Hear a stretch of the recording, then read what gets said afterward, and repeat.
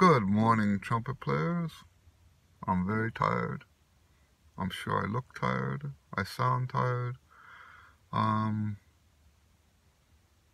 thought maybe this morning what we would talk about is how I ended up publishing books in the first place. Because I'm not a likely candidate for having successful books. Usually people with my personality type and the lack of fame, the lack of notoriety. Usually someone like me would not have successful book sales. What would normally happen with people like me is that I would write a book.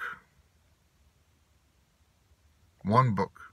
Maybe later in my career a second book. And that book would be obscure. There'd be a copy at the Library of Congress, and there'd be a copy at my university library.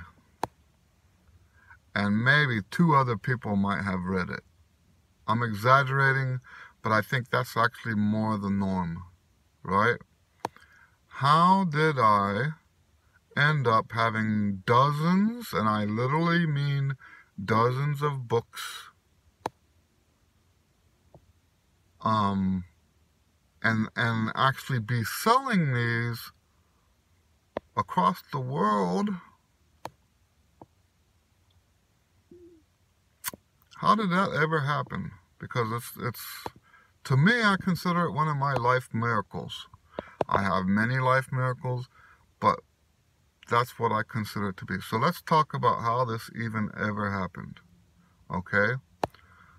First of all, I used to write stuff down in a notebook. I think if you want to trace all of the books back to an original beginning, I used to keep a notebook of things I was practicing at the time, and my friends at UTEP, that's the University of Texas at El Paso, used to refer to it as Eddie's book.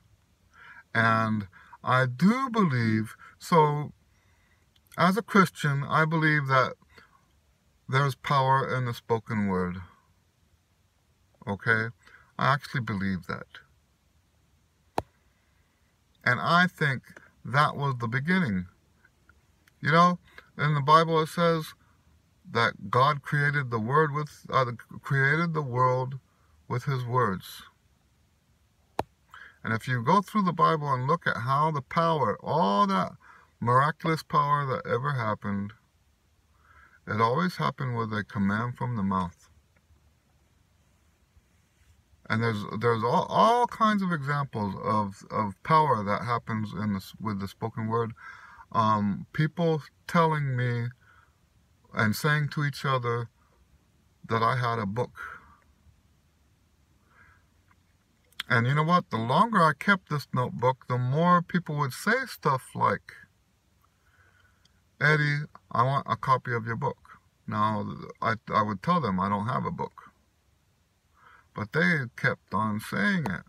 So I think the seed was planted in college.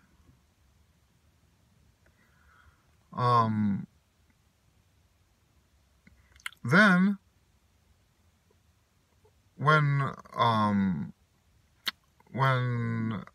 okay, how am I saying this? In my 4th year, I think, at UTEP, my chops had crashed and burned. I had hit rock bottom in my playing. It was so bad that I actually quit trumpet. And I went out of town for 2 weeks on vacation by myself because I was distraught. Like my whole, as far as I was, now how many times can I say that my whole life had fallen apart? Because at that point I wasn't going to play trumpet anymore. I actually put the trumpet in the closet with absolutely no intention of pulling it out again. Well, when I came back from this 2-week vacation, there was a message from my good friend Ricky Malachi, he asked me if I could do a jam session because a mutual friend of ours, his son had died. And this was a benefit jam session to get, if I remember right, I might be remembering this a little off, but a benefit jam session to raise money for this family that had this tragedy. And when I got back, now officially I'm not playing trumpet anymore, but I can't not do that, right? So I went to the jam session. Now you keep in mind, at that point, people were telling me that for every day that you take off, it takes 2 days to get back. I've been off for 2 weeks. And what would I be coming back to? I had crashed and burned, right? So I didn't even warm up. I get to the jam session, I'm sitting in the audience for a while, then they call me up, and without touching my horn at all, I get up there, and the tune starts, and I start playing, and then my eyes are like, wow. The sound that was coming out of my horn, it was amazing. And in that moment, I realized that a lot of the stuff that's taught as trumpet player dogma was just not true. There's so much trumpet dogma that does not ring true. And to me, that was a definitive moment. It was an epiphany. So what happened was, after that, so I couldn't go back to doing what I was doing. So with the rest of the vacation, what I started was a process of rebuilding my playing from scratch. It was not an embouchure change, but that's what everyone was calling it. It was a complete overhaul. Not an embouchure change, but a complete overhaul, which included the embouchure, but all the way back to the basics. Now, I did have a notebook, a journal, and I was keeping track of my progress in the journal. And that journal became more formalized as time went by. And then, deeper into time, I thought I was going to go into the Army. And I thought I was going to have to go to boot camp. And I was so concerned that these new improvements that I made, that I would come out of boot camp and forget everything I had accomplished. So I wrote it all down. I actually gave myself a time capsule meant to help me get back after 3 months of boot camp. Well, didn't go to boot camp. I'm legally deaf. I don't say that very often on the videos. I'm legally deaf. Obviously can't go join the Army if you're legally deaf. So, but that time capsule that I created ended up being the beginnings of the book, the first book that I published. Okay, fast forward a couple years. Now I'm in Houston, and I'm starting to teach. And the students that I'm working with, I would like to share with them the stuff that I've discovered for myself, but it's not working. I'm writing out for them each their exercises and stuff like that, and it's just not working. So I decide to put the concept together. Well, there's also another part of this that I almost left out. You know what I would do is I would write stuff out by hand for each of them. And I realized, you know what? I'm wasting their lesson time just writing in the lesson. So what if I wrote the exercise once, took it to Office Depot, made copies, and gave them the copies instead of having to write out. So, and then that went fine for about 6 months, but I started collecting so much of these papers, and it was costing me a fortune. And so what happened was, so I eventually ended up compiling all this, adding some text, and it was the first book. So that's how I got to the point where I created the first book. The first book was a failure, but how did it become a book in the first place? It was a way for me to save money. And it was a way for me to save money for the students as well, by the way. The whole process of me getting into writing books was for the students' benefit.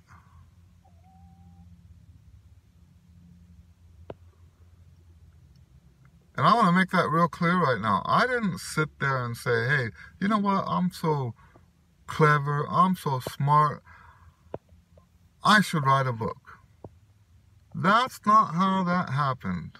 There was a need, and you know, when you read business books, that's what they tell you you're supposed to do. You find a need, you fill the need.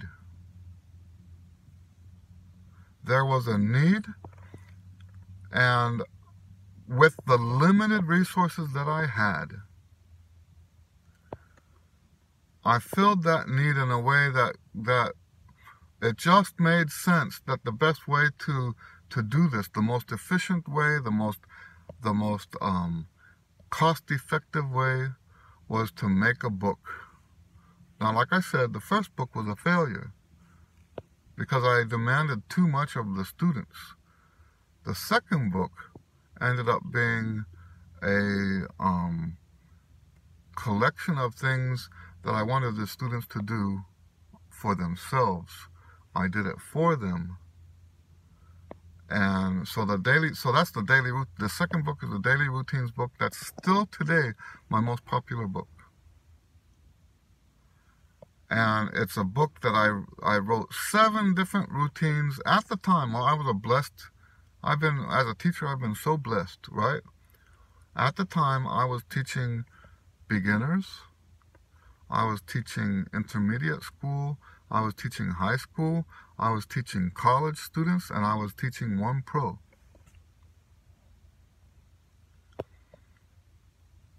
And so I had enough students to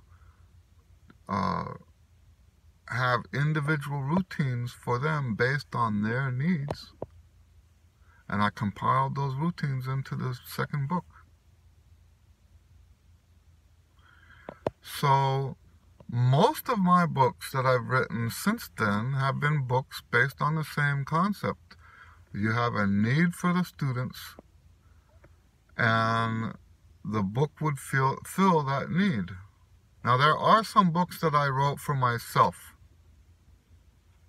and there are some other books that I wrote because it was just a good idea to write the book. I use as an example, so like an example of a book I wrote for myself is the Giant Steps book. Okay, I call it Train for Trumpet.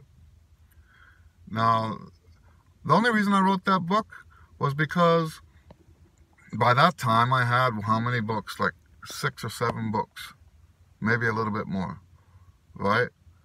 So if I have all that material, I mean, think about it. The Giant Steps book started off as a box of loose papers. It's to my benefit if I can compile all that, get it printed, and store it conveniently like that, right? So it's to my benefit. And since I'm going to be doing that anyway, why not make it available for other people to purchase? Right? And then the other example, so I have books that I wrote that just seemed like a good idea to write it. The Calling is an example of that. I had written dozens again of what I call trumpet miniatures, and also trumpet unaccompanied solos. The first one I did of the unaccompanied solos was the, what do you call it? The We Shall See. We Shall See gets performed all over the world. I still get emails from people saying, you know, from people all over the world saying, thank you for this piece. They do it in their recitals. They do it for jury. People enjoy that piece. But anyway, I thought, you know, I've got so many of these unaccompanied solos and what I call miniatures. A miniature is just a complete piece of music that'll fit on one page of music, right? A complete composition that'll fit on one page of music. So I would make those mostly as gifts for people. So I decided, you know, it's a good idea. Let's combine all these into one book. That way people don't have to pay sheet music prices. They can pay book prices, which makes it cheaper per page. Right? It's a more cost-effective way for people to get those unaccompanied solos.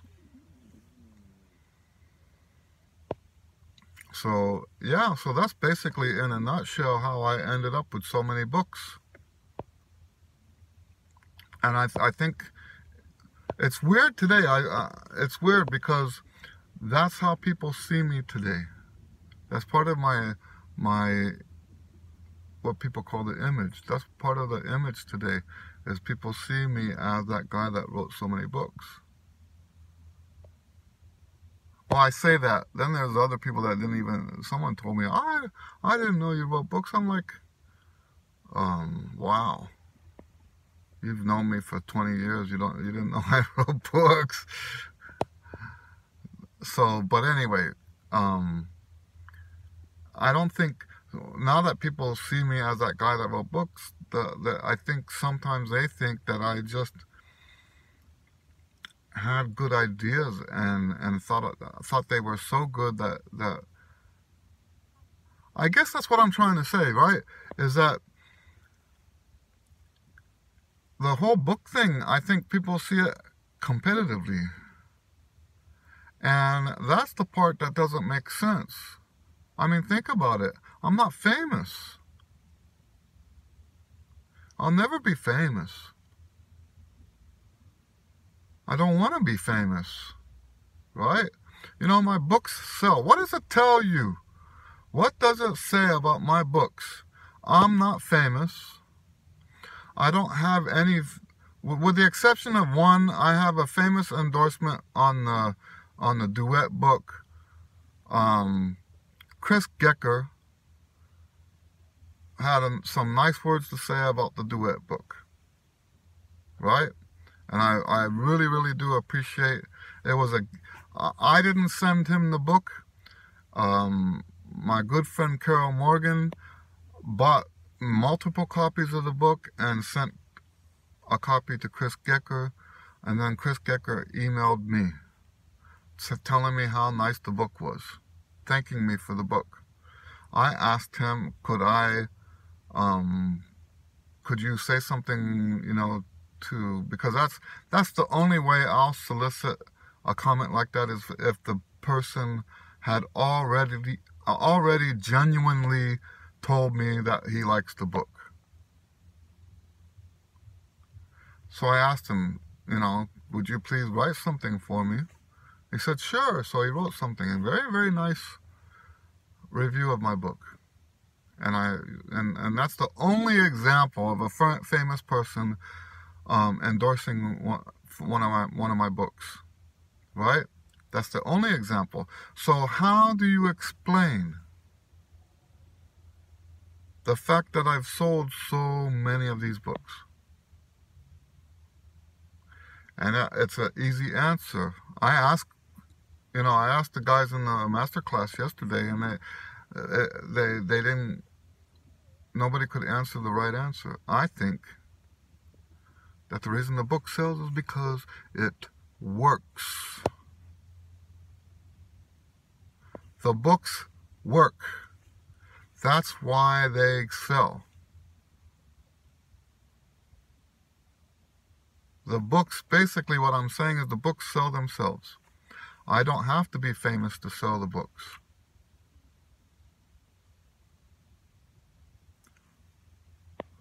You know, there are people spread across the world that, and most of them, by the way, are desperate when they get to my book, right? They've tried all the famous things. They've tried all the standards. They're desperate. Nothing is working for them. They get my book, and it fixes everything that they were having problems with. And then they start telling other people about my book.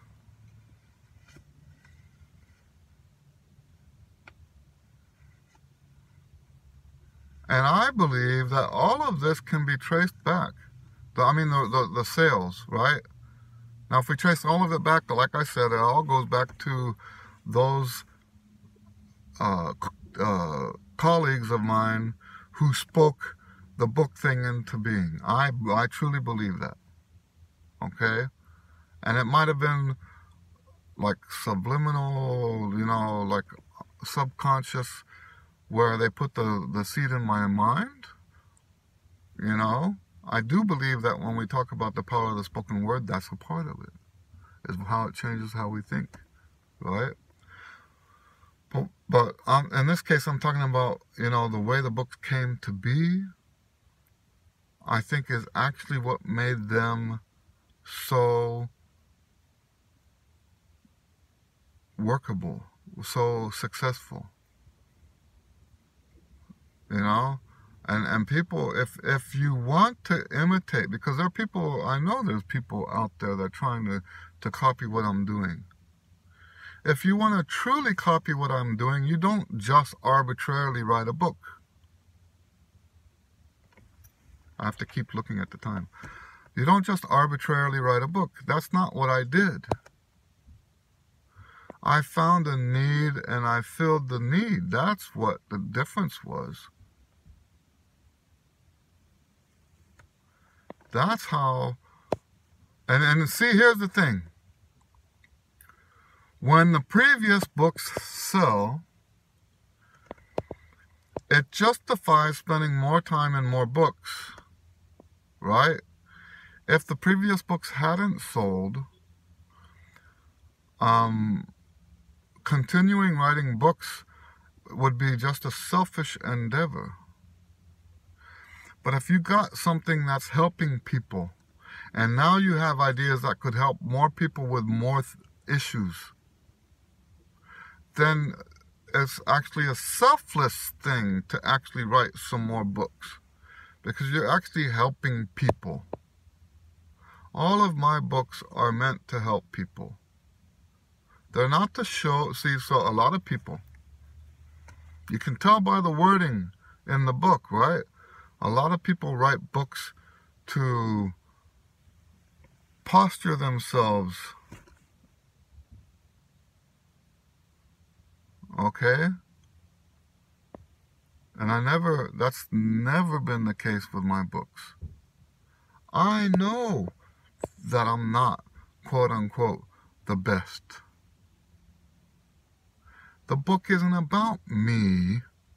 None of my books are about me.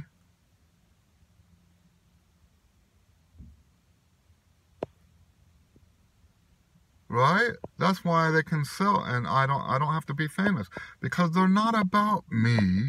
This is not, there's nothing in the books that's about me. I hope that's clear.